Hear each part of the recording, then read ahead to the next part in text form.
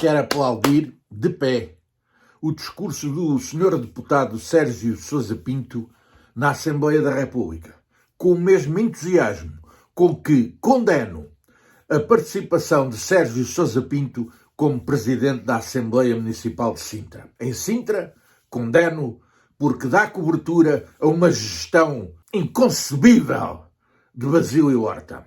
No Parlamento, aplaudo porque fez o melhor dos discursos sobre o que se passa na Ucrânia.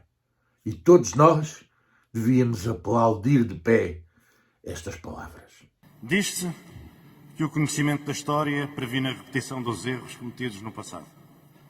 Mas não é nada garantido que o conhecimento da história por si só nos poupe à repetição e ao erro.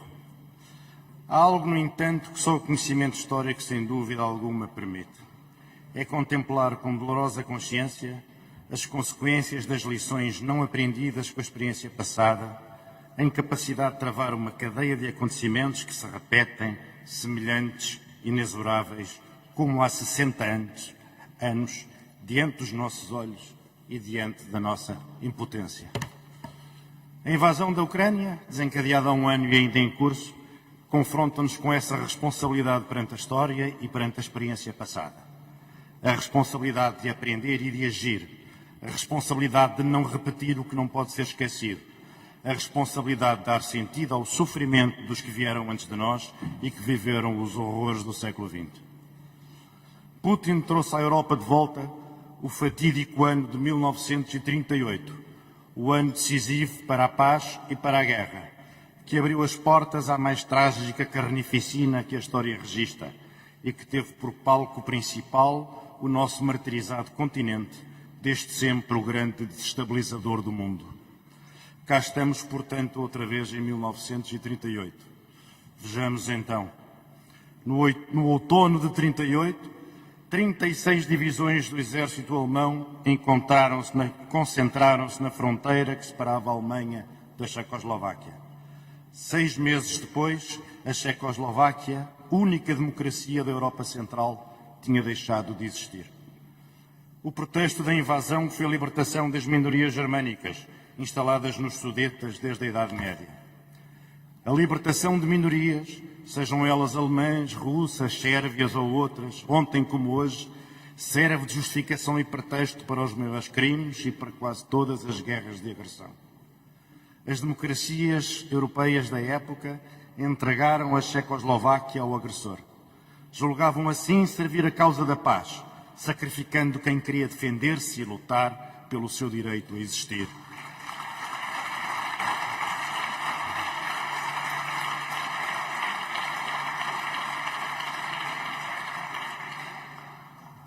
Chamberlain, se estivesse vivo, poderia dizer hoje: mas quem sabe onde fica a Ucrânia? Comunicaram à Checoslováquia simplesmente que em caso de invasão não a ajudariam. Fizeram-no para apaziguar a potência expansionista e revisionista de então, a Alemanha nazi, e preservar a paz no continente. O resultado foi a reversão da ordem internacional pela força e uma guerra inimaginável, uma guerra de conquista, uma guerra anacrónica, uma guerra ao estilo de Gengis Khan.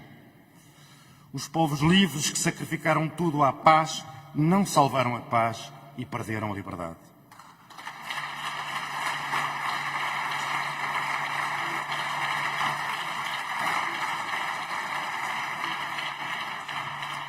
Aprendemos e temos o dever de não esquecer.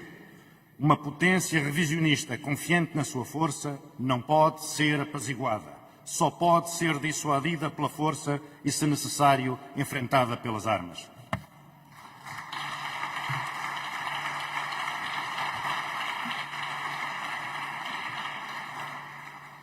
As pombas da paz e um ano volvido sobre a invasão da Ucrânia gemem pelo compromisso a todo custo, escolheram ignorar a história. Fazem-no por ingenuidade, ódio persistente ao Ocidente, ou revanchismo contra as democracias liberais, os regimes que saíram triunfantes da desordem do século XX. Se a coragem e o sacrifício do povo ucraniano, bem como o apoio do Ocidente, fraquejarem e a atual situação no terreno congelar de facto, ainda que não de direito, a Ucrânia como nação livre perecerá, como a Checoslováquia pereceu. Uma Rússia que se estenda das portas de Odessa aos confins do Donbass guardará as chaves de uma Ucrânia indefesa e praticamente inviável. Uma paz cujos termos sejam ditados pela Rússia de Putin será sempre uma paz provisória, uma paz que não valerá o papel em que for assinada, uma paz que apenas adiará o fatal desaparecimento da Ucrânia como Estado soberano.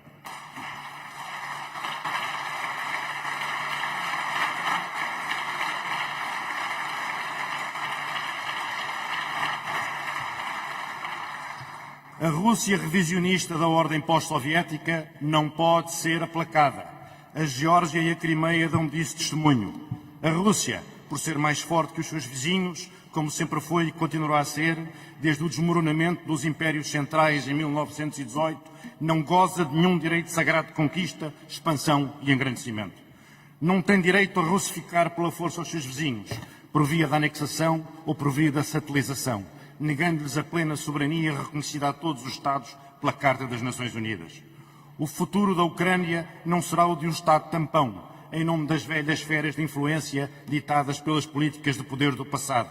O destino da Ucrânia não é oferecer profundidade estratégica à Rússia contra inimigos imaginários do Ocidente. Assim como a Europa, ao contrário do que pensa Putin, não é um mosaico de Estados vassalos dos Estados Unidos.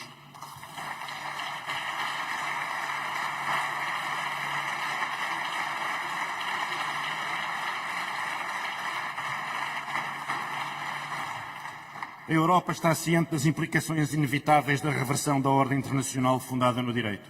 Foi no direito que a Europa fundou as instituições necessárias para esconjurar as guerras totais do século XX e para tornar impensável a sua repetição. O direito internacional violado há um ano na Ucrânia é o mesmo direito de cuja efetividade depende a nossa segurança e a todas as nações e povos do mundo, sobretudo dos menos poderosos, sobretudo das democracias, por regra os atores mais pacíficos na ordem externa. Senhoras e senhores deputados, a popularidade dos autocratas alimenta-se das aventuras e dos sucessos militares, pelos quais os fortes se impõem aos fracos desde o princípio dos tempos. As aventuras bélicas e as guerras de agressão são o remédio histórico dos autocratas para lidarem com o seu déficit originário de legitimidade.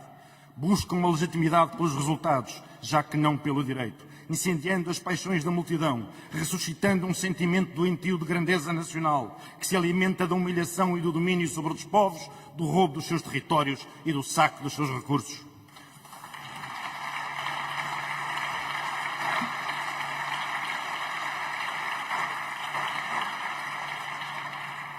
Se quisermos a paz duradoura na Europa, temos que nos preparar para a eventualidade sombria da guerra, pois o direito internacional não dispensa a dissuasão, ou seja, a força e a disposição de a aplicar em caso de desafio à ordem internacional fundada no direito.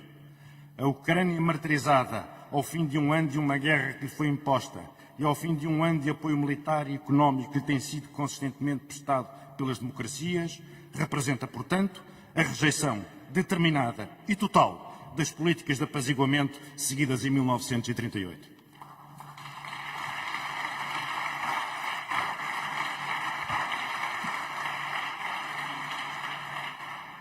Pois o apaziguamento dos fortes, dos revisionistas e dos conquistadores é um exercício fútil, cujo fracasso inexorável é um dado da história. De uma Ucrânia avassalada e submetida, sairia uma nova corrida aos armamentos, o fim das Nações Unidas, que seguiria o destino da Sociedade das Nações, bem como a ruína da ordem internacional pós-45, muito imperfeita, mas fundada no direito. Temos que aceitar os sacrifícios necessários hoje para poupar aos nossos filhos os sacrifícios muito piores de amanhã. Temos o dever de combater a lei da força, imposta sobre a letra declarada morta da Carta das Nações Unidas. Se queres a paz, prepara-te para a guerra, preveniu o general romano Vegécios há 2000 anos. Foi a primeira formulação da doutrina da dissuasão. A paz armada é a única viável num mundo anárquico, refratário ao direito e eternamente ameaçado pelos instintos mais vios do homem, hoje como no tempo de Roma. Hoje falamos de segurança coletiva, a mais importante condição da paz, sem a qual a guerra apenas espera a sua oportunidade. Putin afirmou que a guerra da Ucrânia tem 1 ano, sendo que as guerras de Pedro o Grande duraram mais de 20. É lastimável que aqueles que vacilam, aqueles que fazem contas, que professam a paz a todo custo, não percebam que têm pela frente um homem com a mentalidade do século XVIII, e com outra relação com o tempo histórico. A esses diremos: os nossos adversários tomarão a vossa magnanimidade e o vosso amor à paz e ao diálogo como sinais de fraqueza. Arrancar-vos-ão concessões e tempo, e cairão sobre vós quando estiverem seguros pela sua força, de que já não terão que suportar o incómodo de protestar uma boa-fé inexistente em arrastadas negociações fingidas. É assim como sempre foi. Ao lado do povo sacrificado da Ucrânia, por quem há um ano ninguém verteria uma lágrima, e no qual ninguém depositava grande fé, a comunidade internacional resistirá à subversão do mundo que os nossos avós construíram para nós, sob os escombros da última grande catástrofe. Contra os conquistadores e contra a falta de memória, pelo direito, pela liberdade autêntica dos povos e pela paz duradoura na Europa e no mundo, o mundo em que os nossos descendentes viverão, um mundo seguro para a democracia.